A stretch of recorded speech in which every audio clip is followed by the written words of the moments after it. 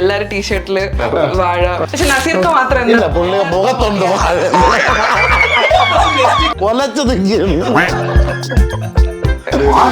ഭയങ്കര ഫാൻസ്.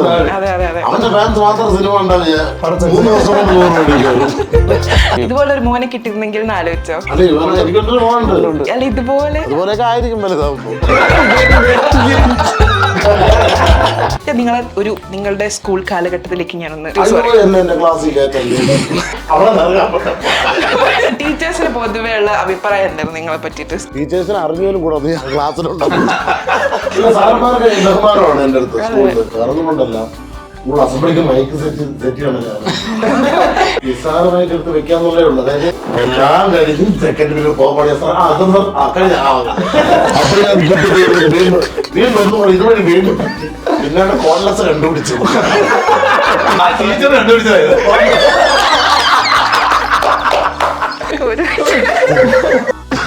ആ ഗ്യാപ്പ് രണ്ട് ചുമ നോക്കിയാണ്.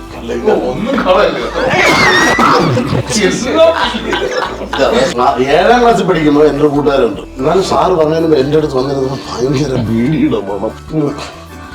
സാറിന്റെ അടുത്ത് നോക്കി ഞാൻ ബീഡി വലിച്ചില്ല. അത് പിന്നെ എങ്ങനെ സ്മെല്ല് വന്ന അവർ ബീഡി തിന്നു. സ്വന്തമായിട്ട് പുതിയൊരു പിക്കപ്പ് ലൈൻ പറയൂ.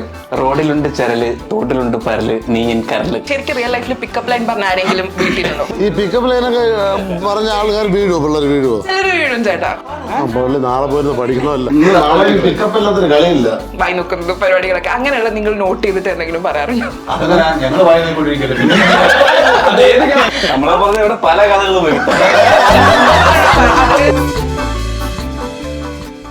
ടീം വാഴ പേര് പറയുമ്പോൾ തന്നെ വളരെ ഇൻട്രസ്റ്റിംഗ് ആയിട്ടുള്ള ഒരു സംഭവമാണ് നമുക്ക് മനസ്സിലാവും. വെൽക്കം ടു ദ ഷോ ചേട്ടന്മാരെ എല്ലാവർക്കും. സോ നമ്മുടെ കൂടെ അമേത്, കോട്ടയം നസീർക്ക, നോവിച്ചേട്ടൻ, ജിയോമോൻ ആൻഡ് അനു. വെൽക്കം. ഇത് പക്ഷെ എനിക്ക് ഭയങ്കര ഇഷ്ടപ്പെട്ടു. എല്ലാരും ടീഷർട്ടില് വാഴ biopic of A billion voice. ഭയങ്കര ഒരു പക്ഷെ നസീർക്ക മാത്രം മുഖത്തുണ്ട് വാഴ.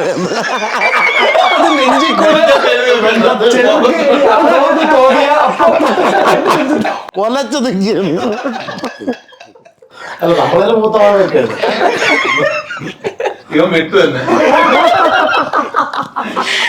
നസീർക്ക എന്തെങ്കിലും തിരിച്ചു പറ. എന്താണ് ഇങ്ങനെ? ഒന്നുമില്ല, ഞാൻ ഇവിടെ വന്നപ്പോഴാണ് ഈ ചതി മനസ്സിലാക്കിയത്. ഇവര് മറ്റേ നസീർക്കിനെ ഒഴിവാക്കിയിട്ട് ഏതോ ഒരു വാട്സ്ആപ്പ് ഗ്രൂപ്പില് ചർച്ച ചെയ്തൊരു സംഭവം എനിക്ക് തോന്നുന്നു. കാരണം ബാക്കി ഇത് പ്രൊമോട്ട് ഹിഡൻ ഡീറ്റെയിലിംഗ് ആണോ? നസീർക്ക് മാത്രം വാഴ എല്ലാം ഞാനിപ്പോ ഈ വാഴക്കൈ കിടന്നു. ശരിക്കും എന്താ നിങ്ങൾ നസീർക്കോട് പറഞ്ഞത്? ഭയങ്കര ചതി നിർത്തി. ഞാനൊരു റൂമിൽ നിന്ന് ഒരുമിച്ച് ഡ്രസ്സ് മാറി വന്നതാ. ഇവിടെ വന്ന് ഇവരെ കണ്ടപ്പോ പതുക്കെ ടീഷർട്ട് ഒപ്പിച്ച് മാറി. എനിക്ക് തന്ന ടീഷർട്ട് എനിക്ക് കേറിയില്ല. ഞാൻ ഇടയ്ക്കിടയ്ക്ക് ഗ്യാപ്പിൽ കയ്യിലിട്ടിങ്ങനെ വലിച്ച് തിരിച്ച് ഉച്ചയ്ക്ക് ശേഷം വലുതായി. അപ്പാണ് ചേർത്തിട്ട് ഇവരെ കൊണ്ടുവന്ന ടീഷർട്ടായിരുന്നു. അത് ശരി. അത് ഞാൻ ചോദിക്കട്ടെ, എന്താണ് വാഴ? ആരാണ് വാഴ? Billion boys. ഒരാളുടെ അല്ല, ഒരുപാട് ബോയ്സിന്റെ കഥയാണ്. ഇതില് 6 അച്ഛന്മാരും 6 മക്കളുമാണ്. അപ്പൊ നമ്മൾ സിനിമ കാണുന്ന ഓരോ പിതാക്കന്മാർക്ക് തോന്നും ഇതിലൊരാൾ ഞാനാണല്ലോ എന്ന് തോന്നുന്ന രീതിയിലാണ് ഇതിന്റെ മക്കളും അച്ഛന്മാരും തമ്മിലുള്ള ഒരു ബന്ധവും കണക്ഷനും ഒക്കെ വെച്ചിട്ടുള്ള ഒരു കഥ തന്നെയാണ്. പൊതുവെ നമ്മൾ പറയുമ്പോ ഈ വാഴ എന്ന് പറയുമ്പോ ഒരു ഗുണമില്ലാത്ത അങ്ങനെ ഒരു പകരം ഇവന് ഒരു വാഴ ചേർന്നാണല്ലോ അത് വാഴ മോശമായിട്ടല്ല, ഇവനേക്കാളും നല്ലത് വാഴയാണ്. വാഴ എന്ന് പറയണത് വാഴ ചെടികളിലെ ഏറ്റവും വലിയ ഇതാണെന്ന് എനിക്ക് തോന്നുന്നു. ചെടിയാണ് വാഴ. അതുപോലെ അതിൽ ഒന്നും കളയാനില്ല, എല്ലാം ഉപയോഗിക്കാൻ പറ്റുന്ന. പിന്നെ വേറെ സംഭവമുണ്ട്. അതായത് ഇവര് വേറെ വാഴ വെച്ചാൽ വാഴ കൊലയ്ക്കാൻ വേണ്ടി കറക്റ്റ് 10 മാസം കഴിഞ്ഞിട്ടാണ്. മനുഷ്യരെ പോലെ തന്നെ അങ്ങനെ ഒരു അതിനെ കുറിച്ച് അതുകൊണ്ടാണ് അതൊക്കെ വെച്ചിട്ടായിരിക്കാം പഴയ ആൾക്കാർ അങ്ങനെ പറഞ്ഞു. നിങ്ങൾ ആരെങ്കിലും റിയൽ ലൈഫിൽ അങ്ങനെ ഒരു പേര് കേട്ടിട്ടുണ്ടോ? നിനക്ക് പകരം 10 വാഴ വെച്ചാൽ മതിയായിരുന്നു. ഇല്ല അനു ആ ഉണ്ട് കേട്ടോ. വേറെ ആർക്കും അങ്ങനെ റിയൽ ലൈഫിൽ അങ്ങനെ നസീർക്കൊക്കെ ഇല്ല. അമ്മത്തിനും അങ്ങനെ വീട്ടിൽ നിന്നല്ലെങ്കിൽ പോലും എത്ര പേര് പറയുന്നുണ്ട്? വിളിച്ചിട്ടില്ല, മാറിയെന്ന് വിളിച്ചൊന്നും അതെ സൈഡിലൊക്കെ പറഞ്ഞു പോയിട്ടുണ്ടോ? നിങ്ങൾ തിരിച്ച ആരെങ്കിലും അങ്ങനെ പറഞ്ഞിട്ടുണ്ടോ? ഇല്ല.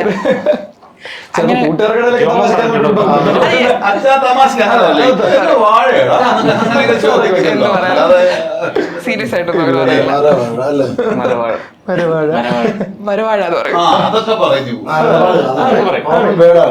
യൂസേജ് ആണ് അങ്ങനെ പറയുന്നത്. ചില കാര്യങ്ങളെ വളരെ ആത്മാർത്ഥമായിട്ട് പറഞ്ഞിട്ട് ഇതിൽ തലയെ കയറാതൊക്കെ വരുമ്പോഴത്തേക്കിന് വേറെ യൂസ് ചെയ്യും. വേറെ കിഴങ്ങ്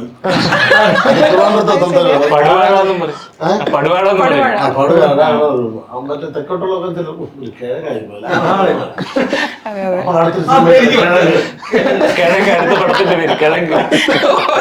അടുത്ത പ്രാവശ്യം ടീഷർട്ടിൽ കിഴങ്ങ് ജോമന്റെ ക്യാരക്ടർ എങ്ങനെയാണ് ഇതിനകത്ത്? എന്റെ ക്യാരക്ടർ മൂസ ഇബ്രാഹിം എന്ന് പറഞ്ഞ ക്യാരക്ടർ. എന്റെ അച്ഛനാണ് നോബിച്ചേട്ടൻ. അത് എടുത്തു പറഞ്ഞോട്ടോ. ട്രെയിലർ കണ്ടിട്ട് എനിക്കൊന്നു ഏറ്റവും മോസ്റ്റ് വന്നൊരു കമന്റ് ആണ് കാസ്റ്റിംഗ്. അതായത് നോബിച്ചേട്ടനും ജോമനും ആ ഒരു അച്ഛൻ മോൻ കോംബോ ഭയങ്കര അടിപൊളിയായിട്ടുണ്ടെന്നുള്ളൊരു റിമാർക്ക് ഞാൻ ഇങ്ങനെ കേട്ടു. അതിനെ കുറിച്ച് എന്താണ് അഭിപ്രായം? കമന്റ് ബോക്സ് അത്രയും ഹാഷന്റെ അതിന്റെ ഇടയിൽ നമ്മുടെ കമന്റ് കുറെ പേരുണ്ടായിരുന്നു. ഭയങ്കര ഫാൻസ്. അതെ അതെ അതെ. അവന്റെ ഫാൻസ് മാത്രം സിനിമ ഉണ്ടാവില്ല.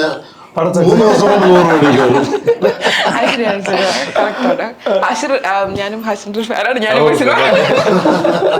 നല്ല രസമായിരുന്നു. ഞാൻ പറഞ്ഞു കുറെ സീക്വൻസ് നമുക്ക് കുറെ സീക്വൻസ് ഉണ്ട്. ആ സീക്വൻസ് എല്ലാം ഗംഭീരമായിട്ട് അവൻ ഗംഭീര ആർട്ടിസ്റ്റ് ചെയ്യുമ്പോൾ നമുക്കൊരു സന്തോഷമുണ്ട്. ഇതുപോലെ ഒരു മോനെ കിട്ടിയിരുന്നെങ്കിൽ എന്ന് ആലോചിച്ചോ? പിന്നെ അല്ല എനിക്കൊരു മോനുണ്ട്. അത് അല്ല ഇതുപോലെ ആയിരിക്കും വലുതാവുമ്പോ.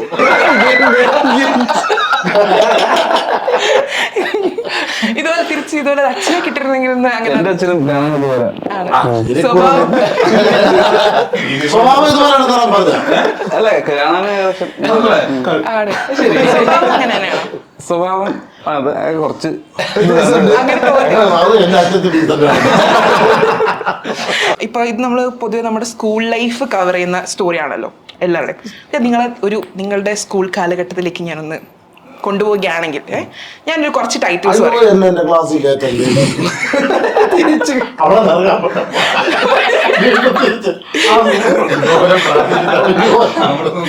മാർച്ച് മാസം അവിടെ 10ാം ക്ലാസ്സിൽ ആദ്യം പറഞ്ഞത്. എനിക്ക് അങ്ങനെ ഇത് മിസ് ചെയ്യില്ല. കാര്യം എന്റെ വീടിന്റെ തൊട്ടടുത്താണ് സ്കൂള്. അത് ശരി. അതുകൊണ്ട് ഇടയ്ക്കിടയ്ക്ക് പോകാറുണ്ടോ? ഇപ്പം പോകാറില്ല. അന്നേ പോകാറില്ല.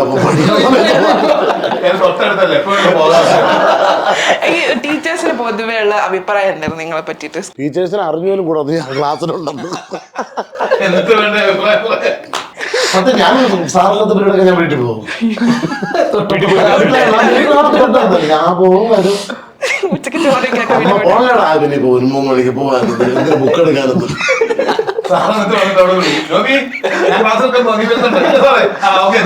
സാറന്മാർക്ക് ബഹുമാനമാണ് എന്റെ അടുത്ത് സ്കൂളിൽ. കാര്യം വേറൊന്നും കൊണ്ടല്ല, സ്കൂൾ അസംബ്ലിക്ക് മൈക്ക് സെറ്റ് ചെയ്യണം. ഞാൻ കൊടുത്താലും സൗണ്ട് കേൾക്കും. അപ്പൊ രാവിലെ പോകും. എന്നിട്ട് രാവിലെ അല്ലത് ബെല്ലടിച്ചതിന് ശേഷം അസംബ്ലിക്ക് മാത്രം പോയിട്ട് വരുന്ന സ്റ്റുഡന്റ് മേളിൽ കേബിൾ ചുറ്റിയിടണം. പിന്നെ നിസ്സാരമായിട്ട് എടുത്ത് വെക്കാന്നുള്ളേ ഉള്ളു. അതായത് ഓഫീസ് റൂമിൽ നിന്ന് ഇങ്ങനെ ഒരു കണക്ഷൻ കേബിൾ വരും. ആംപ്ലിഫയർ മേളിലാണ്. ഇവിടെ വന്ന് ഒരൊറ്റ മൈക്കേ ഉള്ളല്ലോ. ഈ മൈക്ക് കണക്ഷൻ ചെയ്ത് മറ്റേ പിന്നെ കയറ്റി എടുത്ത് ഇതുപോലത്തെ ആംപ്ലിഫയർ കാണിച്ച് അവിടെ കൊണ്ട് സെറ്റ് ചെയ്യണം. ഈ മൈക്കിലാണല്ലോ. പിന്നെ ഇത് കഴിഞ്ഞ് കഴിഞ്ഞാൽ ഈ മൈക്ക് എടുക്കുക, ഈ കേബിൾ ചുറ്റി മേളിൽ കൊണ്ട്. പക്ഷേ ഈ കേബിൾ ചുറ്റാൻ എത്ര സമയം വന്ന് അതിനെടുത്ത് എല്ലാം കഴിഞ്ഞ് സെക്കൻഡ് പീരീഡ് പോകാൻ വീണ്ടും ഇതുവഴി വീണ്ടും എന്നിട്ട് ആ പ്രിൻസിപ്പാളത്ത് വന്ന ടീച്ചർ പറഞ്ഞു ആ കേബിൾ കുറച്ച് നീളം കൂടുതലാണ്.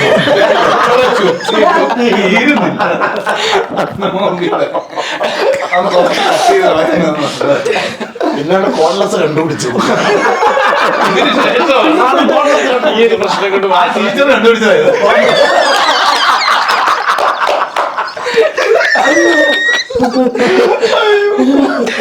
ഒരു ആ ഗ്യാപ്പ് രണ്ട് ചുമ നോക്കിയാണ്. ഓ, ഒന്നും കളയല്ലേ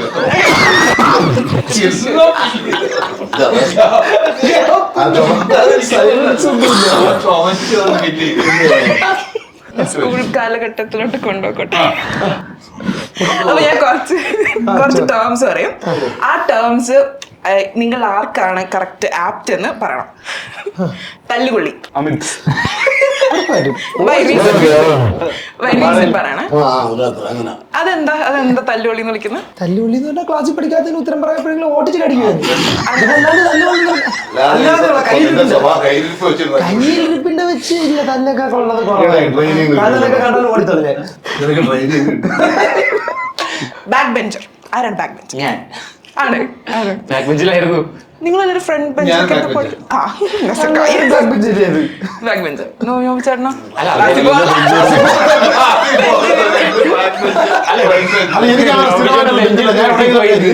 ഇവൻ ചിലപ്പം സാറിന്റെ ചേർന്ന് കയറിയിരിക്കും. ടീച്ചർ പിന്നെ ബെഞ്ചിൽ പോയി. എനിക്കങ്ങനെ സ്ഥിരമായിട്ട് സീറ്റൊന്നുമില്ല. ഞാൻ അന്ന് നോക്കി ഇതുപോലെയാ ടീച്ചർ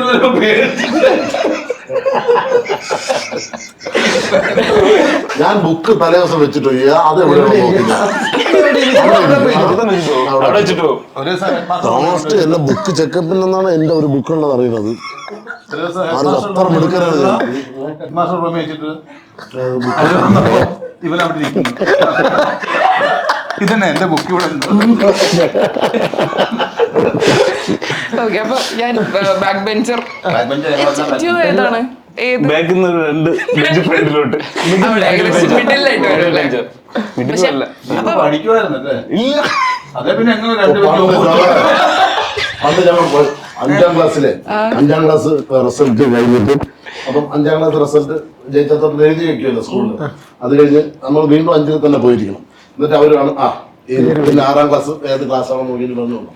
അപ്പം നമ്മളെ ക്ലാസ്സിൽ കുറെ ഗുണ്ടകളുണ്ട്. ഒന്നത്തെ ഗുണ്ടകൾ അവൻ്റെ അടുത്താണ് ഒരുത്തമ്മ ക്രിസ്മസിന് പറഞ്ഞാൽ പോടാൻ്റെ എത്തൻ്റെ ക്രിസ്മസ് എന്ന് പറഞ്ഞു. ക്രിസ്മസിന് പറഞ്ഞ പോടാൻ്റെ എത്തൻ്റെ ക്രിസ്മസ് ഒക്കെ കേട്ടിട്ട് ക്രിസ്മസിന് പറഞ്ഞാൽ പോടാൻ്റെ എത്തൻ്റെ ക്രിസ്മസ് എന്ന്. സത്യം കള്ളം. അങ്ങനെയാണ് ഈ 5ാം ക്ലാസ്സിൽ ജയിച്ച 6ാം ക്ലാസ്സിൽ ഗുണ്ടകളെല്ലാം ഫ്രണ്ടിൽ കയറിയിരുന്നു.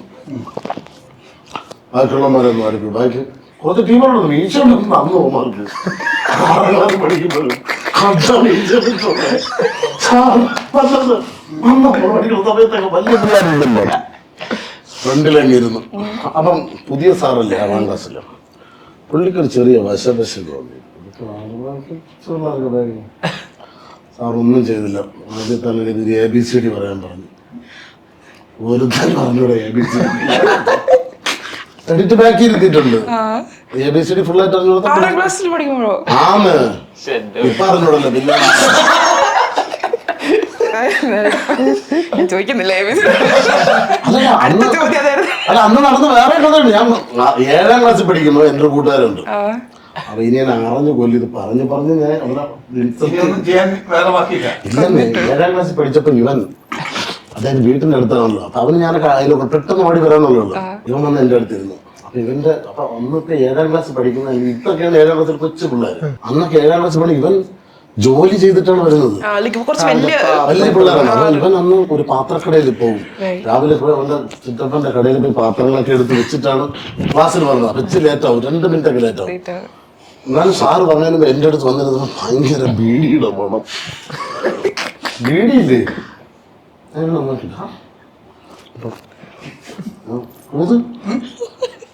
ബീഡി ബീഡി വെച്ചല്ലേ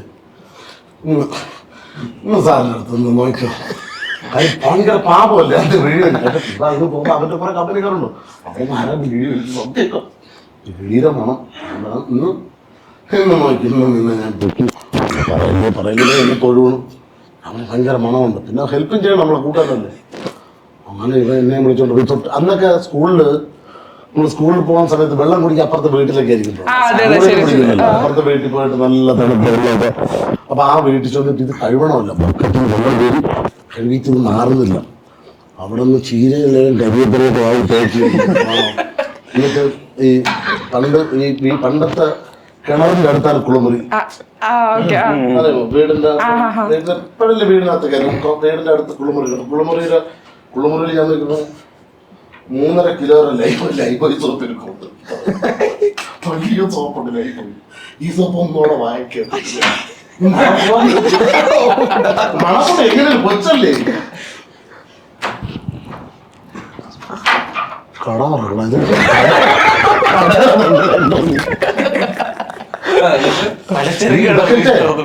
ഇതൊക്കെ വെച്ച് ലൈബോയ് സോപ്പ് വാങ്ങിക്കാത്ത പോണ്ടേ കൊച്ചല്ലേ കഴിച്ചു.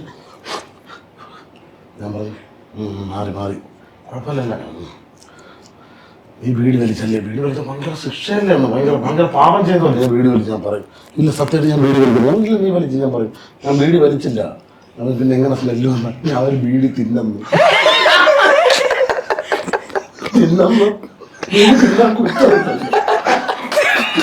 കുറ്റമല്ലേ കുഴപ്പമോ.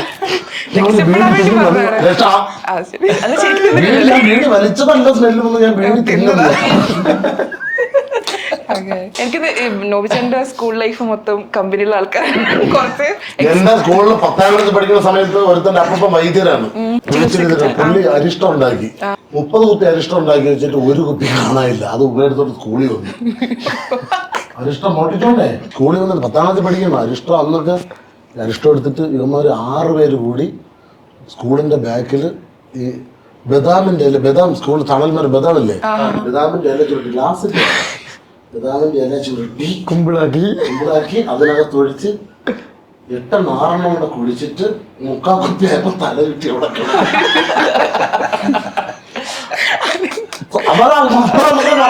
പരീക്ഷ പോലും എഴുതിയില്ല.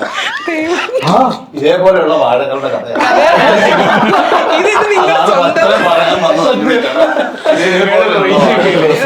നിങ്ങളെല്ലാവരുടെ ജീവിതത്തിൽ നിന്ന് ചീണ്ടെടുത്ത ഓരോരോ ഏടുകളാണ് സിനിമയിലുള്ളത്. അത് ബിപിൻ ദാസ് വളരെ ഗംഭീരമായിട്ട് കഥയും തിരക്കഥയാക്കി ഒരുക്കി സെറ്റ് ഓഗസ്റ്റ് 15 റിലീസ് ആവുന്നുണ്ട്. ഇതാണ് വാഴ.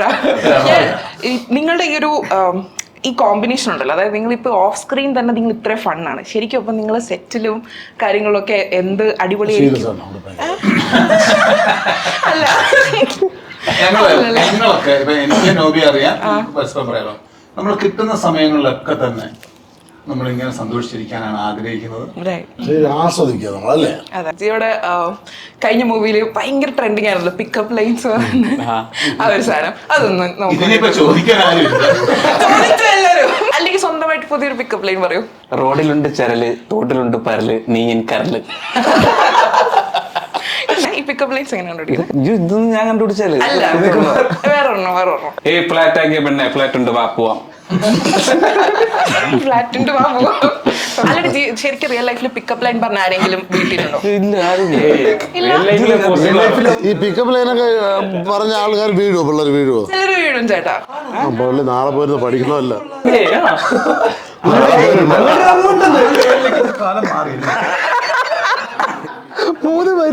പ്രാസത്തില് പിക്കപ്പ് ലൈൻ പറ്റില്ലെങ്കിൽ ഒരു പിക്കപ്പ് ആട്ടോയെങ്കിലും എടുത്താൽ മതി. നാളെ പിക്കപ്പ് ഇല്ലാത്തൊരു കളിയില്ല. ഇപ്പൊ ഇവര് കുറച്ച് ഇപ്പൊ എലിജിബിൾ ബാച്ചിലേഴ്സ് എന്നൊക്കെ ഉള്ള കാറ്റഗറിയിൽ പെടുന്ന ആൾക്കാരാണല്ലോ. അപ്പൊ ഇവര് ആരെങ്കിലും ഒക്കെ ഇങ്ങനെ എന്താ വായി നോക്കുന്നത് പരിപാടികളൊക്കെ അങ്ങനെയുള്ള നിങ്ങൾ നോട്ട് ചെയ്തിട്ട് എന്തെങ്കിലും പറയാറുണ്ടോ? ഞങ്ങള് വായി നോക്കിക്കൊണ്ടിരിക്കട്ടെ.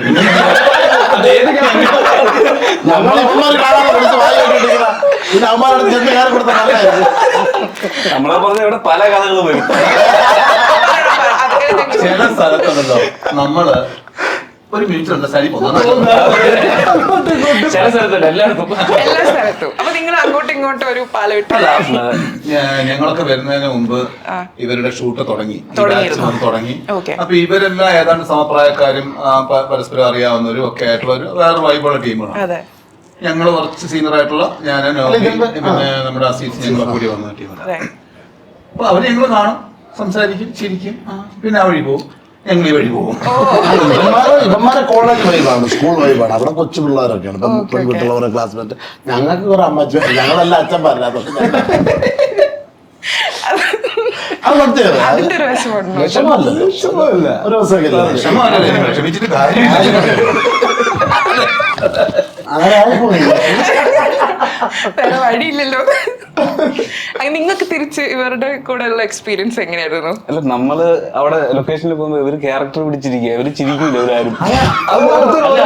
അത് കറക്റ്റ് ക്യാരക്ടർ പിടിച്ചു തന്നെ. സീരിയസ് അമിതേട്ടന്റെ ഓ പരിപാടികളൊക്കെ ഭയങ്കര അങ്ങനെ നിങ്ങക്ക് ശരിക്കും ഇവരെ കണ്ട് ഭയങ്കരമായിട്ട് ഓ ഇവർ ഇങ്ങനെയൊക്കെ എന്തോ അടിപൊളിയായിട്ട് ചെയ്യുന്ന തോന്നിയ ചില മൊമെന്റ്സ് അവർക്ക് തോന്നുന്നു, നമുക്കല്ലേ തോന്നുന്നു. ചെയ്തോണ്ടിരിക്കുന്നു. അങ്ങനത്തെ മൊമെന്റ്സ് ഒരുപാട് അതെ അല്ലെ. പെട്ടെന്ന് ക്യാരക്ടർ പിക്കപ്പ് ചെയ്യുകയും ചെയ്യും. ആ ഒരു ഷോട്ട് കഴിഞ്ഞാൽ അവിടെ ഡ്രോപ്പ് ചെയ്ത് പെട്ടെന്ന് കയറുക. അതൊക്കെ ഭയങ്കര അല്ല, ഇവര് സപ്പോർട്ട് ചെയ്യുന്നത് കൊണ്ടാണ് നമുക്കും ഒരു പരിധി വരെ കാര്യങ്ങൾ ചെയ്യാൻ പറ്റുന്നത്. അവര് അപ്പുറത്തുനിന്ന് അങ്ങനെ തന്നെ ചെയ്യുന്നത് കൊണ്ടാണ് അഞ്ചു പേർ മത്സരിച്ച് അഭിനയിക്കണം. അതെ അല്ലേ. എന്ത് മത്സരം! കള്ളന്മാര് നമുക്ക് എല്ലാവർക്കും തുല്യ പ്രാധാന്യമാണ്. അതെ. നസീർക്ക് കുറച്ച് സീരിയസ് റോൾസ് ഒക്കെ ചെയ്യുന്നുണ്ടല്ലോ. അപ്പൊ നമ്മൾ പണ്ട് നമ്മൾ ടി വിയിലൊക്കെ കണ്ട് വളർന്നൊരു നസീർക്കാണല്ലോ, ഫുൾ ടൈം ഫൺ ആ ഒരു സാധനം. അപ്പോ അത് നമ്മൾ ഒത്തിരി എന്താ പറയുക, നമ്മൾ ഈ ടിവിയിൽ കൊച്ചിലെ ടിവിയിൽ നമ്മൾ കണ്ടു വളരുന്ന ആൾക്കാരെ നമ്മൾ പിന്നീട് കാണുമ്പോൾ നമുക്ക് അവരോട് ഒരു പ്രത്യേകത ഒരു അറ്റാച്ച്മെന്റ് ഉണ്ട്. ഇപ്പൊ നസീർക്കൊക്കെ എനിക്ക് അങ്ങനെയാണ്, നമ്മള് എന്തോ ഒരു സ്പെഷ്യൽ പ്ലേസിലിരിക്കുന്ന ഒരു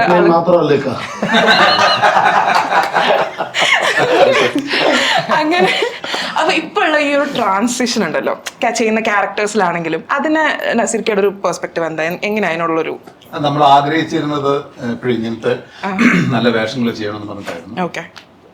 കാര്യം വന്ന സമയം തൊട്ട് ഇടക്കാലത്തെല്ലാം കിട്ടിക്കൊണ്ടിരുന്നത് തമാശയുള്ള വേഷങ്ങളാണെങ്കിലും കാര്യമായിട്ട് നമുക്ക് ചിലപ്പോൾ പെർഫോം ചെയ്യാൻ പറ്റുന്ന ക്യാരക്ടേഴ്സ് ആയിരുന്നില്ല അവർ ചെയ്തുകൊണ്ടിരുന്നത്. സിനിമയിൽ ഉണ്ടോന്ന് ചോദിച്ചാൽ ഉണ്ടെന്ന് പറയാൻ പറ്റും. അതിൽ കുറച്ച് കഥാപാത്രങ്ങൾ മാത്രമായിരിക്കും എന്തെങ്കിലും രീതിയിൽ ശ്രദ്ധിക്കപ്പെട്ടതൊക്കെ. നമ്മൾ ആഗ്രഹിച്ചിരുന്നത് നല്ല കുറച്ച് ക്യാരക്ടറുകൾ ചെയ്യണമെന്നായിരുന്നു. ശരിക്കും പറഞ്ഞാൽ ഇപ്പോഴാണ് അത് റെഡിയായി വന്നത്. നമ്മളും അപ്പൊ ഒന്ന് പാകപ്പെടുക എന്ന് പറയില്ലേ, ഇതിനെ കുറിച്ചൊക്കെ ഒന്ന് മനസ്സിലാക്കി കണ്ട് കുറെയൊക്കെ വിലയിരുത്തി പഠിച്ചെന്നൊക്കെ പറഞ്ഞ പോലെ നമ്മളൊന്ന് പാകപ്പെട്ടത് ഇപ്പോഴാണ്. അപ്പൊ ഇത് ഒത്തുവരുന്നതാണല്ലോ. അതെ, ആ ഒരു ടൈമിങ്ങിന്റെ ഒരു ഇതാണ്. പക്ഷെ നസീർക്ക് അല്ലാണ്ട് ആ ഒരു സീരിയസ്നെസ് പൊതുവെ ക്യാരി ചെയ്യുന്നുണ്ടോ? ഞാൻ ജീവിതത്തിൽ അങ്ങനെ ഭയങ്കരമായിട്ട് 24 മണിക്കൂർ തമാശ പറഞ്ഞ് നടന്ന അങ്ങനത്തെ ഒരാളല്ല. അതുമല്ല, എന്റേതായിട്ടുള്ള സീരിയസ്നെസ് ഉണ്ട്. എന്നാൽ ഞങ്ങളുടെ ഒരു വലയത്തിൽ എപ്പോഴും ഞാൻ ശ്രദ്ധിച്ചു നോക്കിയത് മിമിക്രി അല്ലെങ്കിൽ പുള്ളിക്ക് പറ്റിയത് SI ആയിരുന്നു.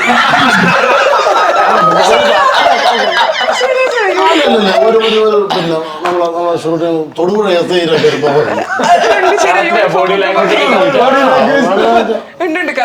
കാണാൻ വൈറ്റ് ട്രാഫിക്കിൽ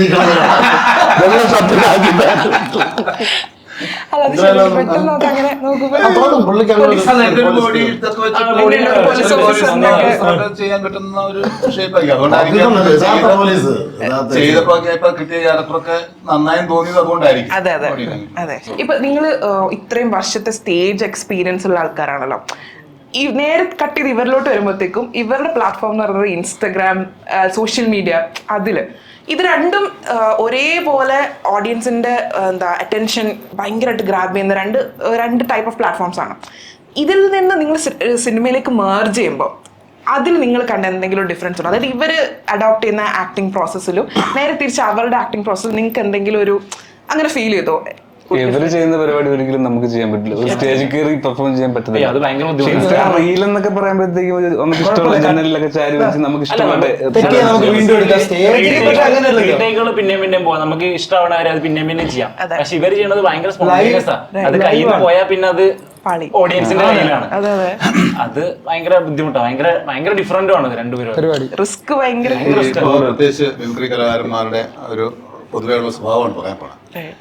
അവര് ഒരു സദസ്സിലിരിക്കുമ്പോ മറ്റുള്ളവർ പറയുന്നതിന് എങ്ങനെ കൗണ്ടർ അടിക്കാം എന്നുള്ളതായിരിക്കും ആദ്യം ആലോചന, കൂടുതൽ ആലോചന. പക്ഷെ അത് ഈ പറഞ്ഞ പോലെ വളരെ നോക്കിയും കണ്ടും പറഞ്ഞില്ലെങ്കിൽ അത് നേരെ തിരിച്ചു വരികയും ചെയ്യും. തിരിച്ചടിക്കുന്നത്. ആ സ്പോട്ടില് ഇപ്പൊ പിന്നെ നമ്മളിപ്പോ ഇരുന്നിട്ട് ഇപ്പൊ ഈ ഇന്റർവ്യൂ ഇത് നമുക്ക് വേണമെങ്കിൽ സിനിമയുടെ ഇന്റർവ്യൂ ആണ്, വളരെ സീരിയസ് ആയിട്ട് കൊണ്ടുപോകാൻ പറ്റുന്ന ഇന്റർവ്യൂ ആണ്. പക്ഷെ നമ്മൾ അതിനെ ഫണ്ണി ആയിട്ടാണ് കൊണ്ടുപോയിക്കൊണ്ടിരിക്കുന്നത്. അപ്പൊ അതിലേക്ക് പോലും നമ്മൾ പലതും പറയുമ്പോഴും ഉള്ളിന്റെ ഉള്ളില് ഒരു 1000 വട്ടം ആലോചിച്ചിട്ടാണ് നമ്മൾ പറയുന്നത് ആ തമാശ. പക്ഷെ നിങ്ങളത് ഫീൽ ചെയ്യാത്തതുകൊണ്ടാണ്. നമ്മുടെ ഉള്ളിനുള്ളില് നമ്മൾ തന്നെ ഒരു ജഡ്ജിമെന്റ് നടത്തി ഇതിന്റെ കമന്റ്സ് മുഴുവൻ നമ്മൾ തന്നെ ഉണ്ടാക്കി വരുന്ന കമന്റ്സിന്റെ ഒരു ഫോട്ടോ കോപ്പി എടുത്തിട്ടൊക്കെയാണ് അതത്രയും സെക്കൻഡ് നമ്മൾ ആലോചിച്ചിട്ടാണ് നമ്മൾ കൗണ്ടർ പറയുന്നത്. നന്നായി പോയാ പോയി. നമ്മളിപ്പോ തമാശയായിട്ട് പറഞ്ഞതല്ലേ, ഒരു 3 വർഷം കഴിയുമ്പോൾ ഇത് ഏതെങ്കിലും ഒന്നിൽ കുറിക്കുള്ള ഒന്നായിരിക്കാം. എടുത്തിട്ട് നമ്മൾ തമാശയായിട്ട് പറഞ്ഞു പോയല്ലോ, ഇത് പിന്നീട് ഒരു കാലത്തായിരിക്കും അതെന്തിനാ വന്ന അങ്ങനെ പറഞ്ഞത്. തമാശയല്ല, അത് പിന്നീട് വരും. ഇത് പറഞ്ഞാലും ഇപ്പം ചോദിച്ചു പുതിയ ഒരു റീൽസ് ചെയ്യുന്നത്, നമ്മളെ സമയത്ത് റീൽസ് ഇല്ലായിരുന്നു. ഞങ്ങൾക്ക് അന്ന് സ്റ്റേജിൽ പരിപാടി ചെയ്യണം, അതൊരു കാരണം. ഇന്ന് സ്റ്റേജ് പരിപാടികളൊക്കെ കുറഞ്ഞല്ലോ. ഇന്ന് ഏറ്റവും വലിയ സിനിമാ മേഖലയിൽ എത്തിപ്പെടാൻ പെട്ടെന്ന് ഉള്ളത് ഇതൊക്കെയാണ്, സോഷ്യൽ മീഡിയ ആണല്ലോ. അതാണ് അതിന്റെ രണ്ടും ഡിഫറൻസ്. ഇന്ന് ഞങ്ങളടുത്ത് റീൽസ് ചെയ്ത ആൾക്കാർ എന്താ വരും, പിള്ളേർ പോലെ അവിടുന്ന് പൈസ ഇപ്പൊ റീൽസ് ചെയ്താലേക്ക് ഒരാൾ വിളിച്ചിട്ട് എനിക്ക് ഭയങ്കര സോഷ്യൽ മീഡിയ ഭയങ്കര ആക്രമണം, ജീവിക്കാൻ പറ്റുന്നില്ല, ഒരു നിവൃത്തിയില്ല, സോഷ്യൽ മീഡിയ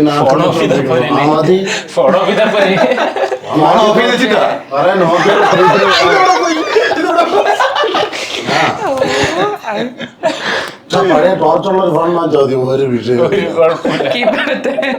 അതാണ് 15 ദിവസം ഡാൻസ് നിൽക്കും. ഓക്കെ, സോ എന്തായാലും ഇത്രയും നേരം നമുക്ക് ഭയങ്കര ഫണ്ണായിട്ടുള്ള ഒരു സെഷൻ തന്നതിന് താങ്ക് യു സോ മച്ച്. എനിക്ക് ഭയങ്കര, ഞാൻ ആദ്യം കുറച്ച് ടെൻഷനിലായിരുന്നു, പക്ഷെ പിന്നെ ടെൻഷനല്ല, ഞാൻ അതിന്റെ നെക്സ്റ്റ് ഞങ്ങളുടെയൊക്കെ ജോലി ക്ഷണിക്കുക.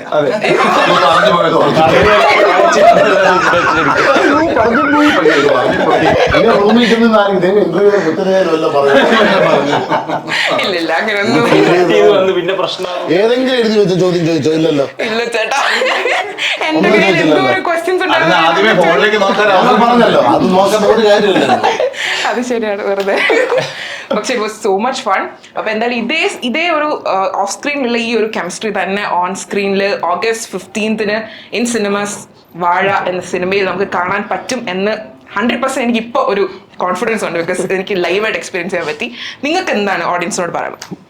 ഭയങ്കര താരമൂല്യമുള്ള ആൾക്കാരൊന്നുമല്ല എന്ന് വെച്ചാൽ അങ്ങനെയല്ല, താരമൂല്യം ഞാൻ പറഞ്ഞതല്ല. സിനിമയെ സംബന്ധിച്ച് പറയുമ്പോഴത്തേക്കും നമ്മള് തല കണ്ട് കയറുക, പോസ്റ്റർ അങ്ങനെയൊക്കെ ഉണ്ടല്ലോ, അങ്ങനെയുള്ള ആൾക്കാരൊന്നും അല്ല. പക്ഷെ ഇതെല്ലാവരും തന്നെ പല മീഡിയയും പല മേഖലകളിൽ കഴിവ് തെളിയിച്ചിട്ടുള്ള ആൾക്കാരാണ്, പ്രേക്ഷകർ ഇഷ്ടപ്പെടുന്നവരാണ്. അപ്പൊ തീർച്ചയായിട്ടും നിങ്ങളെല്ലാവരും പറഞ്ഞ വാഴ കാണണം, പ്രോത്സാഹിപ്പിക്കണം, അനുഗ്രഹിക്കണം. എല്ലാവർക്കും all the very best, huge success ആയിരിക്കട്ടെ വാഴ. Thank you so much guys.